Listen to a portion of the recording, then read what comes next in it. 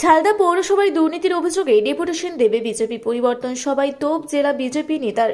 ঝালদা শহরে বিজেপির পক্ষ থেকে পরিবর্তন সভা আয়োজন করা হয়েছিল শুক্রবার। সেই পরিবর্তন সভায় ঝালদা পৌরসভার নানান দুর্নীতির অভিযোগ তুলে সরব হন বিজেপি নেতৃত্বরা।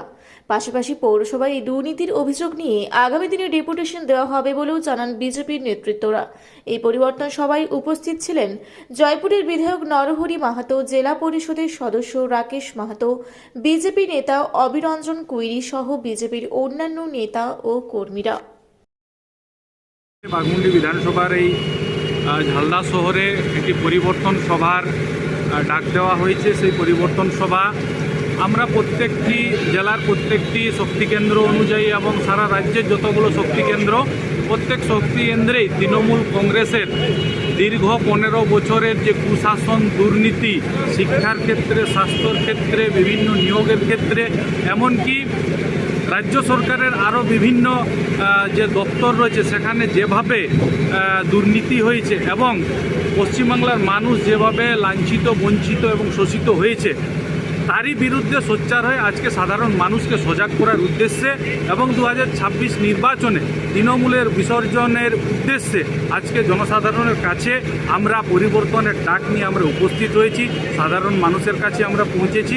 আগামী 2026 নির্বাচনে ভারতীয় জনতা পার্টির এই আন্দোলনমুখী পরিকল্পনা যে গড়ে উঠেছে সেগুলিকে সমর্থন করে আগামী 2026-এ যাতে আমরা জয়লাভ করতে পারি, তার জন্য আমরা মানুষকে এই পথসভা আকারে আহ্বান দিচ্ছি।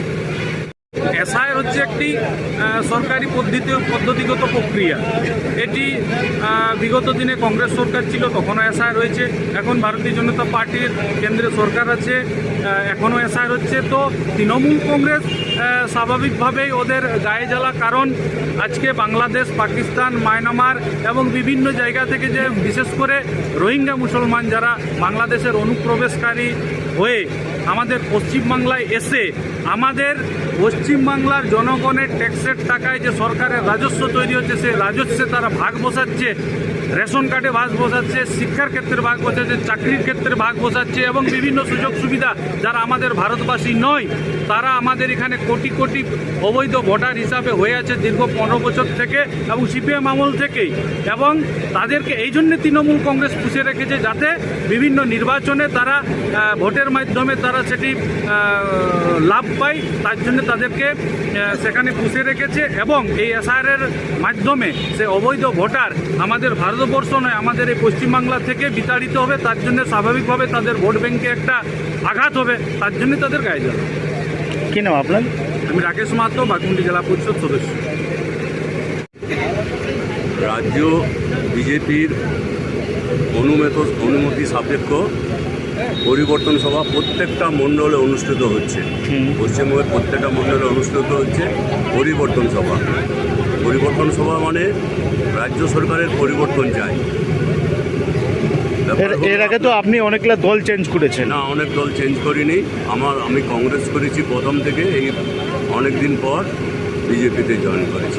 কোনোদিন দুটো প্রথমে কংগ্রেস করতে হবে, এখন নতুন দল। আপনার পক্ষে নতুন দল। এর আগে তো আপনি কংগ্রেসে ছিলেন। দুর্নীতিগ্রস্ত যে এই তৃণমূল সরকার, একে আপনার পাল্টাতে হবে, বিসর্জন দিতে হবে। আর একমাত্র বিজেপিই পারবে এই সরকারের পরিবর্তন। পশ্চিমবঙ্গ সরকারের রাজ্য সরকার যেটা আছে, তৃণমূল শাসিত রাজ্য সরকার, সেটাকে পরিবর্তন বিজেপি করতে পারবে। সেই জন্য এখন ওই সিপিএম কংগ্রেসের কথা না ভেবে প্রত্যেকটা মানুষকে, পশ্চিমবঙ্গের প্রত্যেকটা নাগরিককে চিন্তাভাবনা করতে হবে আপনার, যাতে করে বিজেপি সরকার আসে আর কি 2026 সালে। সামনে নির্বাচন কীরকম করে দেখছেন? সামনে নির্বাচন কীরকম করে দেখছেন? আমাদের প্রচুর কর্মসূচি হচ্ছে, প্রায় রোজই কর্মসূচির মাধ্যমে পাবলিকের খুব সাড়া পাচ্ছি, অনেক বেশি সাড়া পাচ্ছি। মোটামুটি একটা অবধারিত হয়ে গেছে 2026 সালে তৃণমূলকে আমরা বিসর্জন দিচ্ছি, একদম শিওর। কী নাম আপনার? আমি অভিরঞ্জন কুইরি, সহসভাপতি, ঝালদা টাউন বিজেপি। দায়িত্ব নয়, শুধু বিজেপির দায়িত্ব না। আপনারা আমার কথা যতদূর যাচ্ছে প্রত্যেককে বলছি, এটা আপনাদেরও দায়িত্ব, প্রত্যেকটা নাগরিকের দায়িত্ব। তৃণমূলকে বিসর্জন দিতে হবে। বিজেপি তো আছে আপনাদের সঙ্গে, সবাইকে মিলে, সবাই মিলে। এখন আর আপনার কংগ্রেসের কথা কাউকে চিন্তা করতে হবে না, কংগ্রেসকে একটাও ভোট দেবেন না, আপনার বামফ্রন্ট বা সিপিএমকে একটা ভোট দেবেন না। ভোট দেওয়া মানে নষ্ট হওয়া, সবাই জানে। ভোট, ওদেরকে ভোট দেওয়া মানে নষ্ট হওয়া। সেই জন্য প্রত্যেকটা নাগরিককে আপনার একটা জায়গায় আসতে হবে। যারা নতুন ভোটার আছেন, যারা পুরানো ভোটার, তাদের জন্য বিশেষ করে প্রত্যেকটা মানুষ এই যে এসআইআর প্রক্রিয়া পরিবর্তন যেটা চলছে পশ্চিমবাংলায় আমাদের পশ্চিমবঙ্গে প্রায় শেষের মুখে আছে প্রত্যেকটা এবং আরো 11টা এই এসআইআর প্রক্রিয়াটা চলছে।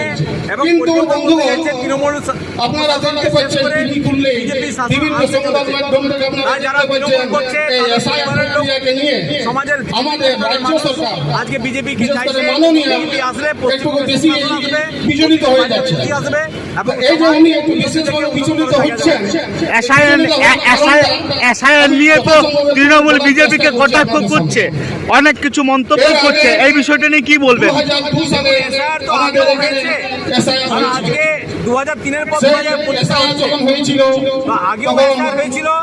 এসআইআর যারা সেই তৎকালীন বামফ্রন্ট দেশের সরকার নয় সেই তাদেরকে এসআইআর রিজেক্ট হয়েছিল করা, এবং এসআইআর সেই যারা সময় নাম থেকে বঞ্চিত মোট তাদেরকে মুক্ত 28 করা লক্ষ ভোটার এবং এসআইআর বাদ হয়েছিল। সঠিক যদি কিন্তু সেই সিদ্ধান্ত সময় হয়, দেখা যায় সঠিক এই ব্যক্তি সময় তাকে যে এসআইআর হয়েছিল আউট হয়ে সেই যায় এসআইআর আর দেশের বিশেষ কোনো বাইরের হচ্ছে লোককে আউট হয়ে যায়, কোনো ঝামেলা দেশের কোনো ভোট ঝঞ্ঝট সুষ্ঠুভাবে হবে। আর কিন্তু দেশের ভোট যদি এই সুষ্ঠুভাবে হয় 2025 সালে যে সমাজ এসআইআর ভালো হচ্ছে থাকবে। আপনি তো একটা দায়িত্বে আছেন, মানুষের সাড়ে কেমন পাচ্ছেন, মানুষের অনুভূতি কেমন ফিলিং করছে? মানুষের অনুভূতি তাহলে বন্ধুগণ, আপনারা জানুন চাইছে এসআইআর মাধ্যমে স্বতঃস্ফূর্তভাবে দেবে। আর মানুষ যখন প্রত্যেকটা সে সময় পশ্চিমবঙ্গে মোট ভোটার ছিল 2002 সালে 4,96,00,000 আপনার পরবর্তীকালে সেটা পরিসংখ্যান অনুযায়ী 2011 সালে ঝালদা থেকে জয়প্রকাশ কৈরির রিপোর্ট, রূপসী বাংলা মিডিয়া।